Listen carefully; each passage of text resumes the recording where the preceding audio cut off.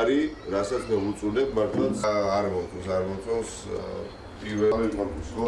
ეს სამი ვითომ ვეფიდა მოყვის ძეგლთან. არის არქიტექტურაში თავგადაწყვეტილება ეს თუნდაც რაც შემომედინო გძელ მოკლე ვადიანში შეუძლებელი იყო ეს მაგალითად შემოვლით რკინიგზის ბევრი რამ, იმიტომ რომ შეიძლება საუბრობენ და ეს გავისანი რაც მაგას და არქიტექტურას ეს რაღაცა ქსელია ვიწრო ქუჩები, რომელიც არ უნდა მოიდგეს და მიმაჩნია ის არის რაც პირველ რიგში